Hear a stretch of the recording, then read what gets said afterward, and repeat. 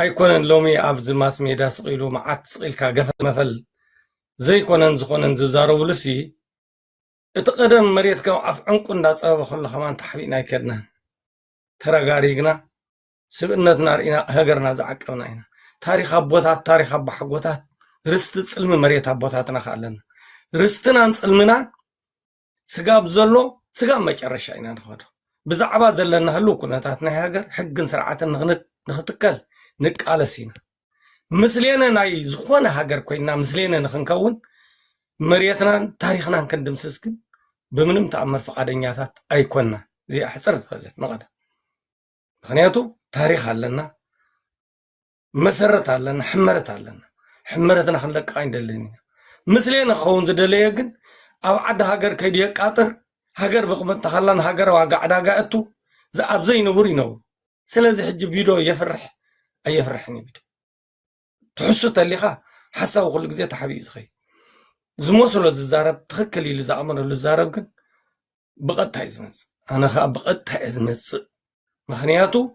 ጉዳይ ብልፅግና ንተዓዘቡ ብልፅግና ዝበሃል ትማሊ ዝመፀ ዕሸል ነዚ ኩሉ ታሪክ ካብ ቀደም ካብ ግዜ ቱርኩ ጀሚሮም ተቃሊሶም ዘፅብሕዎ ቦታትና ታሪክ ኣይነበረን ኢሉ ክዛረብ ከሎ ቁርብ ኣስሓኮ ክንሓክኽ ነብስና ምኽኣል ከመይ ማለት እዩ ትምሕኻኽ ተኢልካኒ መን እዮም ዝብሎ ሓደ ናይ ኦሮሞ ፕሮፌሰር እንታይ ኢሉ ነይሩ ሓደ ቀነ መሲልካ ትንክፋ ብልዎ ነይሩ እርምያስ ብዛዕባ መሬት ኢትዮጵያ ኣይኮነን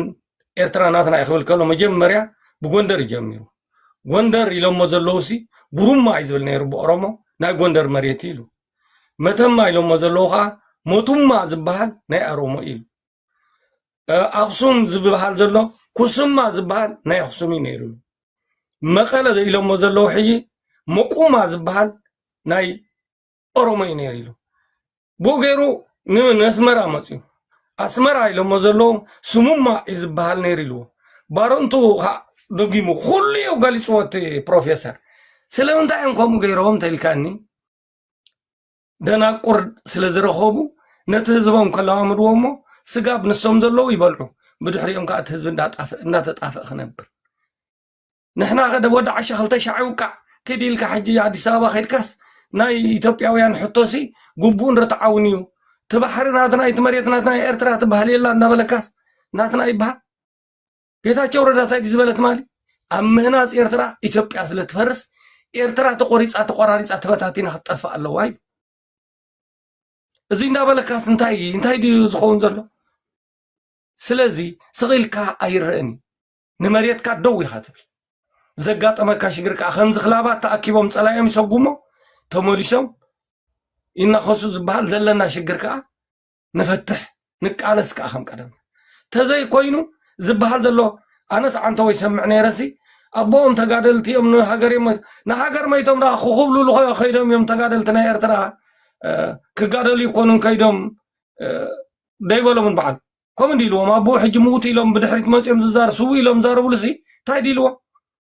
ክሕስቡ ክሰርቁ ክኽብልሉ እዮም ከይዶም ተጋዲሎም እምበር ንኤርትራ ኢሎም ዝተሰውን ዝተጋደሉን የሎም ደይበለ ስለዚ ንሕና ኣነ ይብል ኣለኹ ሕጂ ዝኾነ ኤርትራዊ ዜጋ ግደፍዎም ዞም ኮብለልቲ ምስሌና ክኾኑ ዝኸዱ ዘለዉ ብዛዕባ ሃገሩን ህዝቡን ዘይሓምም ኤርትራውን ተዳልዩ ኮይኑ ፅባሕ ንጎሆ ንራኸብ ኢና ሓንቲ መዓልቲ ይተርፍን ምክንያቱ ታሪክ ንዘለኣለም እዩ ዝሓልፍ ቅጥፈት ወይ ከዓ ጅባኻ ምምላእ ወይ ከዓ ከርስኻ ምምላእ ግን ንዕለቶ እዩ እቲ ታሪክ ግን ተፃሒፉ ስለ ዝቕመጥ ኣብ መሬቱን ኣብ ርስቱን ዘይወድቕ ሰብ ዋላ ሓንቲ ሰብ ኮይኑ እውን ክፅዋዕ ኣይከኣልን ፍትሒ ዝበሃል ቃልስ እንታይ ማለት እዩ ፍትሒ እኮ ድኻ ተበደለ ፍትሒ ጎደለ ንኢልካ ሕግን ስርዓትን ክትተክል ኣብ ዓድኻ እምበር ኣቦሓጎታትና ዲግሪግ ኣቢሎም ዘቐመጥዎ ዓዲ እንዲ ዘለን ነቲ ናይ ኣቦሓጎታትና ታሪክ ክንድምስሶ ስማዕ ሱር እምኒ ኢሎምኻ ሓመድ ሱር ሰብ ዘመድ ሱር ገረብ ሕመረት ይበሃል ናትና ሕመረት ከዓ ታሪክ ኣቦታትና እዩ ታሪክና ክንድምስስ ዲና ንቃለስ ዘለና ታሪክ ደደምሲሶም ባዕሎም ዝተገምጢሎም ኣኽላባት ገይሮም ክነኽሱና ስለዚ ሕጂ ኤርትራዊ ብዝሃለኻሉ ኣይተዓሹ ፅባሕ ንጎሆ መልገሲ ዝበሃል የብልካን እንዳተፀፋዕኻ ክትነብር ተዘይኮንካ ንኢትዮጵያውያን ዘይናሕሰየ ብልጽግናስ ንኤርትራውያን ከናሕሲ ብዛዕባ ብልጽግና ዝሓተቶ ግቡእን ርትዓውን ኢልካ ብምምላስ ዝወሓትካያ ማዕፂድ ምሕራቅ ጥራይ ኣጨንከካ ስለዚ ኣነ ንዝኾነ ነብሱ ወከፍ ኤርትራዊ ኣብዝሃለዎ ይሃሉ ካይዞም ናይዞም ምስሌነታት እዚኦም ቃል ሰሚዕኻ ትዕንድር ዘለኻ ጽባሕ ንጎ ታሪክ ተቐሚጣ ይባኽጽንሕ እቲ በዓል ታሪክ እንት በዓል ዝናን ግን ሕጂ እውን ከም ቀደምና ኢና ከምቶም ኣባሓጎታትን ኣይና ደው ክንብለላ ነዛ ዓዲ እዚ ዝመፀ ይምፀ ስለዚ ሶሪ ሮብያ ታንኪዩ حراي ثانك يو አቶ አማኑኤል ይቀንልና ክብረት ሃበልና حراي ቢኒ ክትቅጽል ትኸሪኻ ኣለኻ ዶ ዋ ኣለኹ ቀጽል ቢኒ ቪድዮኻ መኽፈታ ያ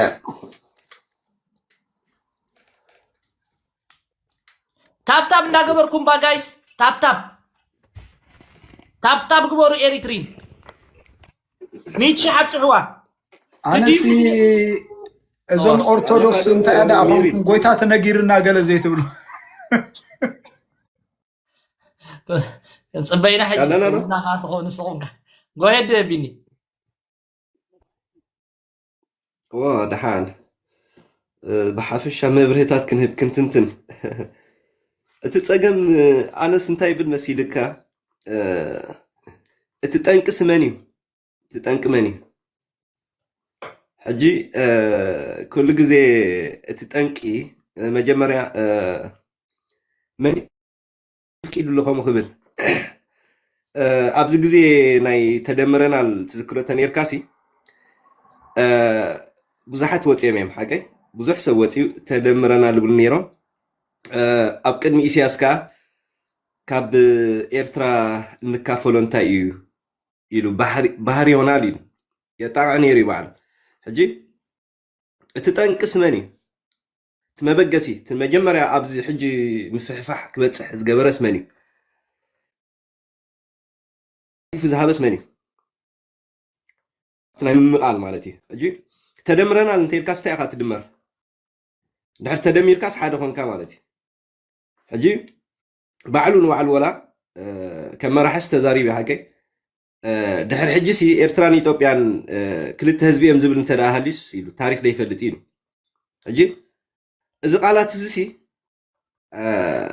انتاي كفت ريو شو علم سنتا خوينا ميم دي حاسبو تم هزبي كله يوصني ري حاجه تدمرنا ليلو او يلو سي نعالم حبير يخمس تدمره ام دماركاس معرم السري زلو كل نجر كتكافل هابتي نايكل تهاجر بمعركه تكافلو مالتي مدمار دبال حجي تهزبي اي تردون مالتي حجي ابخا نزا تسمامي الا زنبر وعل كتكبر لعن تحت نبل نيرو مالتي انت ناي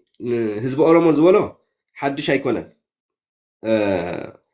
قدم ابي قنجت نيرو قنجت انتي لمصيم عصر ناي ኢትዮጵያ ነው ማለት حجي ناي قنجت ابالات قند كسلفهم زغبره كم بعلت يدافرو اب قدم ኢሳያስ يم دريفهم حقي تيدافرو اب قدم ኢሳያስ ناي ኃይለ ስላሴ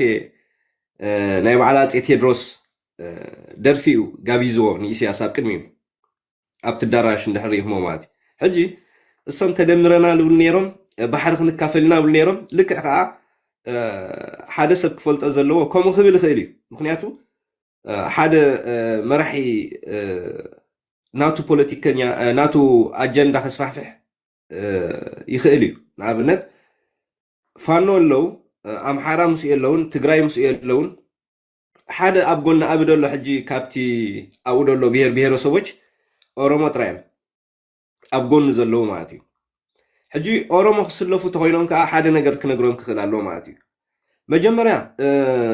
مسحوحات مسموتته كقصل نحر كوينو نملو هزبي إثيوبيا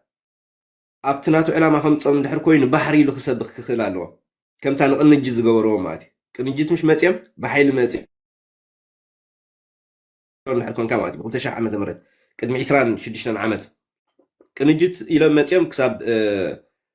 ببرتن بقلن مالي سمم مالتي دحر ملساو تزاريب نيرو مبريه بنيرو بزعبا ناي بحر مالتي تذكرون دحر كونكا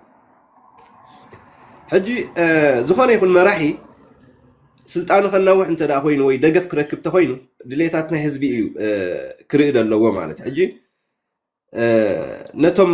بحر زحسبو وي نتم بحر زمناي سبات بحر انت العيل لهم كل ነገር كغدف اللو مالتي حنتي اكزامبل نيرا ولا حزبي اثيوبيا ولا حزبي ارترا ديس تبهللا انتي نيرا مسيلكا ምርጫ ነሩ አቀ ኤሌክሽን ነሩ አብ ኢትዮጵያ ናይ አቢ ኤሌክሽን ዝነበረትላ መዓልቲ ኣብቲ ምርጫ ህዝቢ ብዛዕባ ምርጫ ከይሓትት እንታይ ተሲ መስይልካ ብዛዕባ ኣስላም ኣብቲ ናይ ሓንቲ ቤተክርስትያን ኣቃጺሎም ነሮም እቲ ኣጀንዳ ብኸምኡ ትሂዋ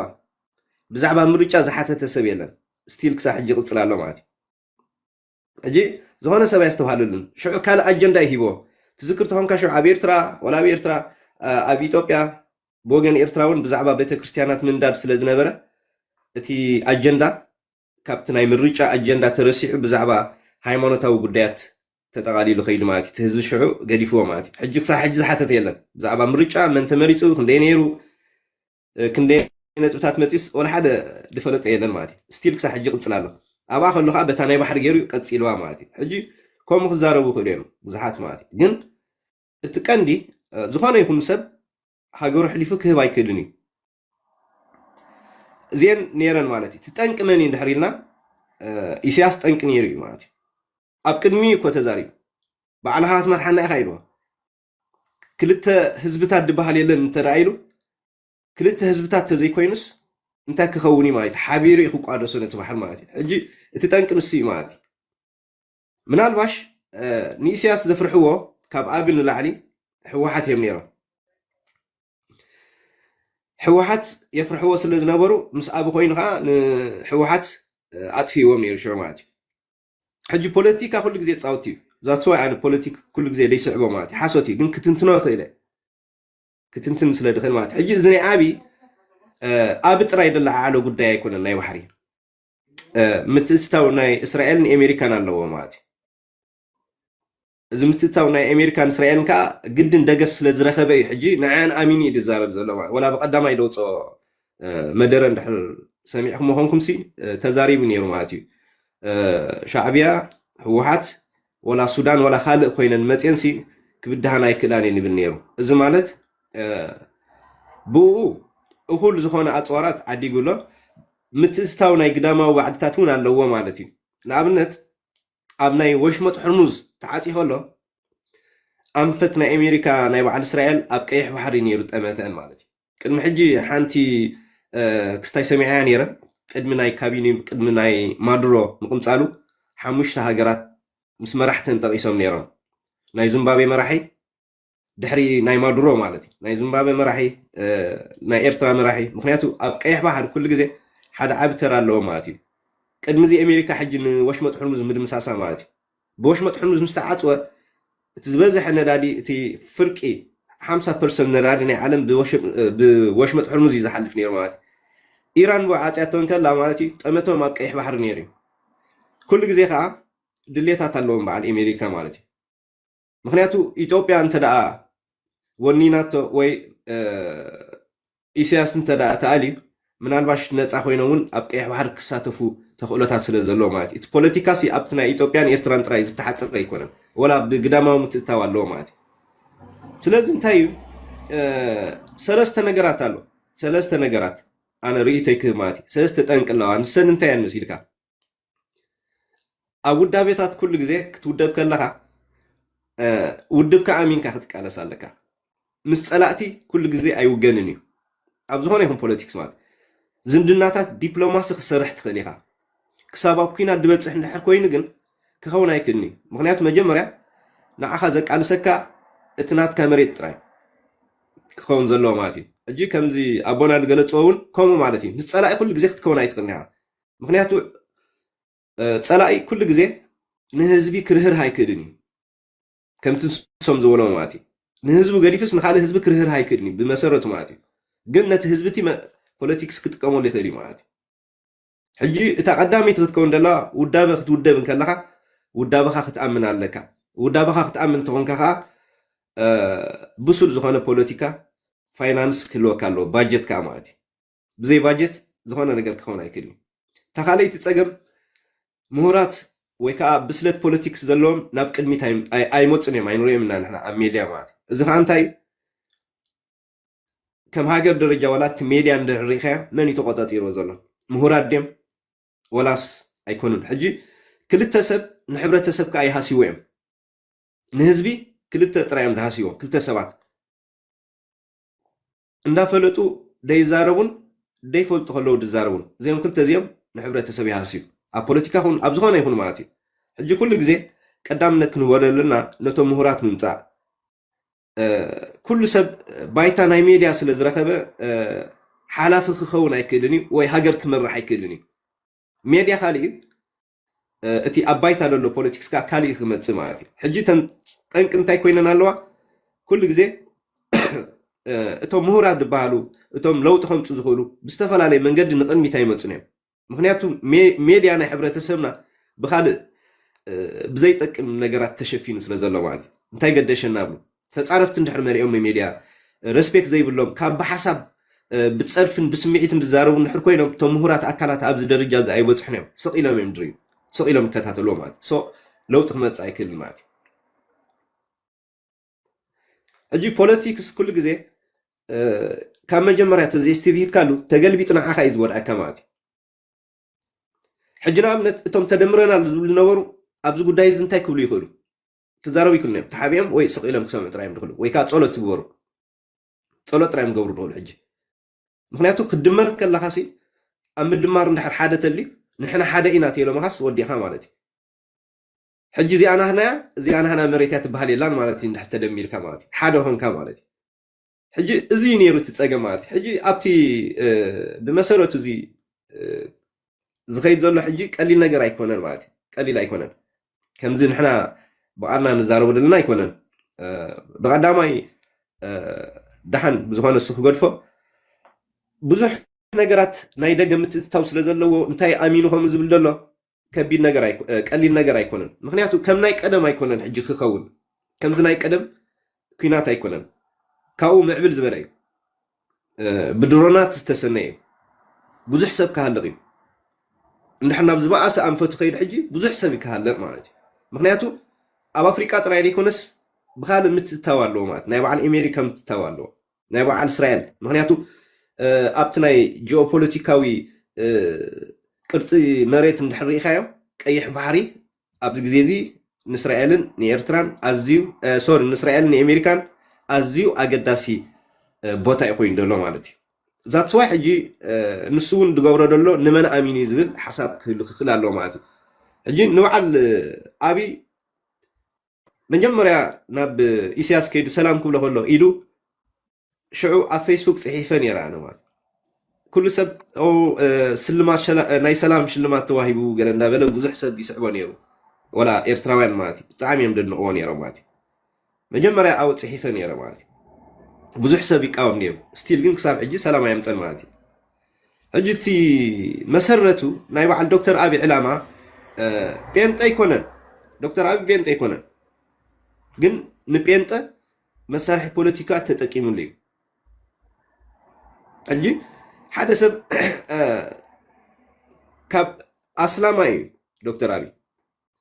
ሓደ ሰብ ከዓ ናብ ክርስቲያን እንተደኣ መፅዩ ባህሩ ጥራይ ኣይኮነን ድቕየር ስሙ እውን ይቕየር እዩ በቲ ናይ ክርስትና ስሙ እዩ ድፅዋዕ ተረዲኻኒ ስቲል ክሳብ ሕጂ ኣብይ ኣሕመድ ይድበሃል እቲ ፖለቲክስ እንድሕር ኮፍ ኢልካ ርኢኻዮ እንድሕር ተዓዚብካዮ ቀሊል እዩ ኩሉ ሰብ ክርድኦ ዝኽእል ማለት እዩ ስለዚ ንሱ ነቲ ናቱ ዕላማ ወይ ከዓ ነቲ ናቱ መሪሕነት ንክቕፅል ዝተፈላለየ መንገድታት እዩ ክጥቀም ዘለዎ ማለት እዩ ድሌት ናይ ኣብይ ኩሉ ግዜ እንታይ እዩ ሰርካ ያ ቢና ዓርኬ ኦኬ ድሌት ናይ ኣብይ እንታይ ይመስልካ ድሌት ናይ ኣብሲ ንኢትዮጵያ ምቁፅፃር እዩ ነይሩ መጀመርታ ዝነበረ ዕላሙ ንኢትዮጵያ ክቆፃፀር እንትደኣ ኮይኑ ነቶም ንዕኡ ኮፍ ከብልዎ ዘይክእሉ ንሕወሓት ከጥፍኦም ይግብኦ ነይሩ ማለት እዩ ነዚኣ ንምግባር ከዓ ልክዕ ምስ ጎረቤት ሃገር ዝምድናታት ፈጢሩ ሰሪሕዋ ነይሩ ማለት እዩ ኣብኣ ግን ከኣስራ ማለት እዩ እታ ሸዓ ተሓባቢርካ ንሕወሓት ምጥፋእ ዝነበረት ዕላማ ኣብኣ ግን ሓደ ነገር ፈጢራ ሕጂ ፀገም ፈጢራ ማለት እዩ እታ ዝፈጠረት ፀገም ከዓ እንታይ መሲልካ እቲ ህዝቢ ዘይኮነ ህዝቢ ይፈልጥን እዩ ባዕሉ ኢሳያስ ዝፈጠራ ፀገም እያ ኣፍቂድ እዩ ባሕሪ ክካፈሉ ተሰማሚዑ እዩ ምክንያቱ እንታይ እዮም ተሰማሚዖም ንሕወሓት ብሓንሳብ ኮይኖም ተዳኣልየ እሞ ባሕሪ ክጥቀም ማለት እዩ ኣብ ቅድሚኡ ከዓ ተዛሪቡ ማለት እዩ ሕጂ እቲ ዘይምስምማዕ ግን ህዝቢ ክቕበሎ ይክእልን እዩ ሕጂ ብዛዕባ ባሕሪ ማለት እዩ ምክንያቱ ባሕሪ ናይ ኤርትራ እዩ ተሓንፂፂ ኩሉ ዝፈልጦ እዩ ዓለም ሙሉእ ዝምስክሮ ሓቂ ማለት እዩ ግን ነዛ ውዕል እዚኣ ስለ ዘይተተግበረት ንሱ ከዓ ከይዱ ርእይዎ ስለ ዝመፀ ኣብኡ ከዓ በፂሒ ስለ ዝነበረ ኣብ ኤርትራ ነዚኣ ሕጂ ብሓይሊ ክጥቀመላ ደልዩ ኣብይ ማለት እዩ ብቕዓት መዝሚዙ መፂኡ ክኸውን ይኽእል እዩ ብኣካል ርእዩ ወይ ኣብ ኩሉ በፂሒ እዩ ኣብይ ሕጂ ምስቲ ዘለዎ ብቕዓትን ምስቲ ዓጢቕዎ ደሎ ነገርን ወይ ከዓ ምስቲ ብድሕሪኡ ኮይነን ዝደፋፍኦ ዘለዋ ሃገራት ኮንፊደንስ ገይሩ ሕጂ ተላዒሉ ደሎ ማለት እዩ ስለዚ ከቢድ ክኸውን ማለት እዩ እንድሕር ቀፂሉ ማለት እዩ ስለዚ ቀሊል ነገር ስለ ዘይኮነ ኣምላኽ ሰላም የውርደና ጥራይና ክንብል ንኽእል ማለት እዩ ምክንያቱ ንሕና ንትንትኖ ጥራይና እምበር እቶም ኣብኡ ዝፃወትዎ ደለው ኣብኡ ድኣትዎ ግን ብዙሕ ሰብ ክጠፊ ብዙሕ ሂወት ሰብ ክልክም ዝኽእል ነገር እዩ ብሓባር ክንኩንኖ ይግባአና ሰላም ክንብል ይግባአና እዩ ማለት እዩ ህዝብና ሰላም የውርደሉ ይብል ማለት እዩ ያ ቴንክ ዩ ቢኒ ንሱ እዩ እቲ ኣብ መወዳእታ ተጠቕሊሉ ንሱ እዩ ካልእ ዝበሃል የለን ጓል ደብረ ፅዮን ሰላም ደብረ ፅዮን ንእሽተይ ዶ ኣብዚኣ ክገብረላ ንእሽተይ ሓራይ ጓይድ ቀፅሉ እወ ቢኒ ሓወይታይ መሲልካ ትዝበልካዮ ልክዕ እንዲ ኣነስ ሕቶታት ካብ ታሕቲ ርኢ ነይረ ልክዕ እዚ ሕጂ ንስኻ ትብሎ ዘለካ ጠንቂ ኢሳያስ እዩ ኢሳያስ ጠንቂ ስለ ዝኾነ ከዓ ኣብዚ ኩሉ ደረጃ እዚ በፂሕና ኣለና ምናልባት ኣብቲ ዳሕረዋይካ ፅቡቅ ኢና ተሰማሚዕና ኢሳያስ ጠንቂ ምዃኑ ፈሊጥና ንቃለስ ኣለና እንድሕር ንቃለስ ኣሊና ትንቃለሰሉ ወይ ትፍትሒ ኢና እንደሊ ንብሎ ዘለናስ እቲ ፍትሒ እንታይ እዩ ዝብል እዩ ሓደ ሕጂ ኣነ ኣጋጣሚ ግን ክገርመካ ነቲ ሕቶ ዝሓትት ዝነበረውና ኣቶ ኣማኒኤል ሕቶ ሕተተለይ ዝበለ ኣብ ዕለት 29 ወርሒ 7 2019 ከምዚ ክብል ፅሒፈሎም ነይረኒ ኢሳያስና ኣብይ ኣሕመድን ምክንያቱ ኢሳያስ ተደምረናል ወይ ከዓ ወያነ ጌም ኦቨር ኢሉ ክመፅእ ከሎ ኣብ መንጎ ኤርትራን ኣብ መንጎ ኢትዮጵያንሲ ዶብ የለን ሓደ ክልተ ህዝቢ ዝብል ነቲ ሓቂ ዘይፈልጥ ኢሉ ክመፅእ ከሎ ናይ ምትላልን ናይ ሽሕጥን ዘረባን ምዃኑ ርግፀኛ ኮይነ ማለት እዩ ርግፀኛ ኮይነ እንታይ ኢለ ክናናን ምናናን ኢለ ፅሒፈሉ ሕጂ እታ ዝፀሓፍኳ ፅሕፍቲ ዕለት 29 ወርሒ 7 2019 እያ ክናናን ምናናን ከዓ ትብል ኣታ ህዝብና ማራ ተጋዲሉ ንናፅነት ሃገር መስዋዕቲ ከፊሉ ተሰኪሙ ምፅኡ መንዳዓት ንኩሉ ዝተወልደ ቆልዓ ንኸይሓልፈሉ እዚ ኩሉ ቃልሲ ላዕልን ታሕትን ኢሉ ኣብ ዝባነ መፅኡ እምበር ሕሱም ተፃዒኑ ክናናን ምናናን ይበሃሉ ነይሮም ናይ ቀደም ፅውፅዋይ ሕጂ ግን ርኢናዮም ዓይንና ምብራኣይ ክናናን ምናናን ኩፍኣት ናይ ኣደባባይ ሓንቲ እግርላቶም ክልቲኦም ንምንባይ ሓዲኦም ተሞቱ የለን ምፍልላይ እንዳበልኩ ነዊሕ ፅሑፍ የፅሒፈ ስለምንታይ ናይ ኣብይን ናይ ኢሳያስን ተግባራት እቱይ ንረብሑ ንኽፋእ ግብሮም ነዚ ህዝቢ ማእኸል ዲዕኾም ንኸጥፍኡ እዮም ተበጊሶም ካብ ደይዋን ኢሳያስ ካብ ዝጅምራ ትሒዝና ግን ኣነ ደው ኢለ ብፅሑፋተይ እንዳተኻታዕኹ ብዙሕ ዓቕምታት ዝፀሓፍኩ ኣለኒ ስለምንታይ ኢሳያስ ጠንቂ ምዃኑ ስለ ዝፈለጥና ኢሳያስ ጠንቂ ምዃኑ ፈሊጥና ክንቃለስ ፍትሒ ክንደሊልና ወፂና ተገልቢጥና ሕጂ ምስቲ ኸፅንተኩም እየ ዝብል ዘሎ ኮይንና እንድሕር ክንሰርሕ ኮይናስ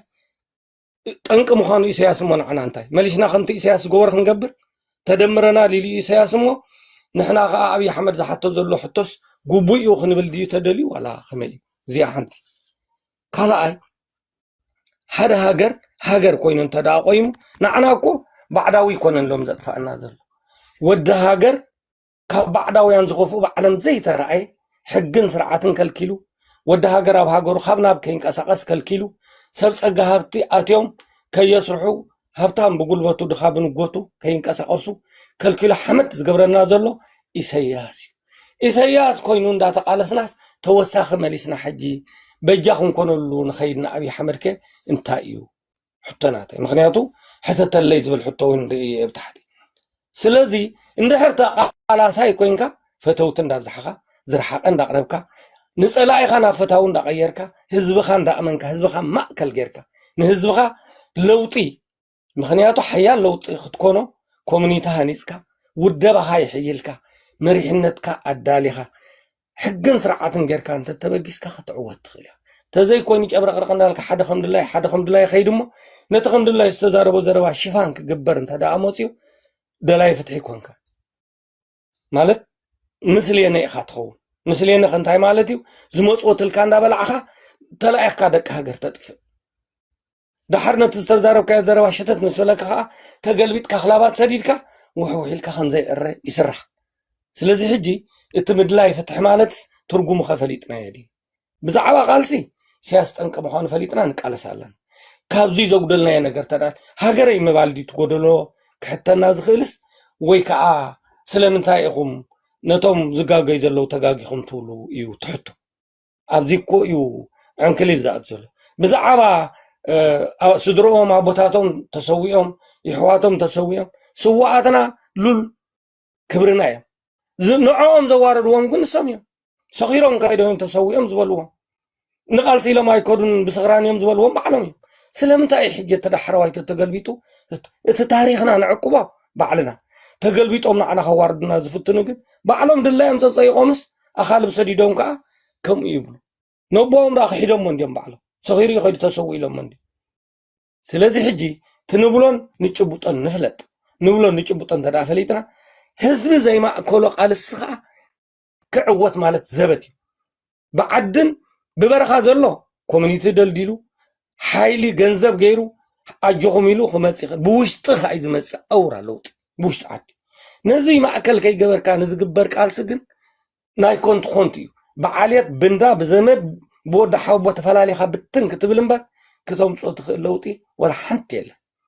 سلازي كحتت زدل سبكا ببغا من سرعاتن يحتت ملسخا يوهبو جيغا انت دا غير انا حجي زارب الله زنزن تغاغي خا نزولكا كقبولو طري ازخل تزي كوين جن بمن ونچف كاب نبر وصا اندا تزارب كان زخيد قالسي تقالستي كونان حسوتي زي اخر لي دليت كن سوري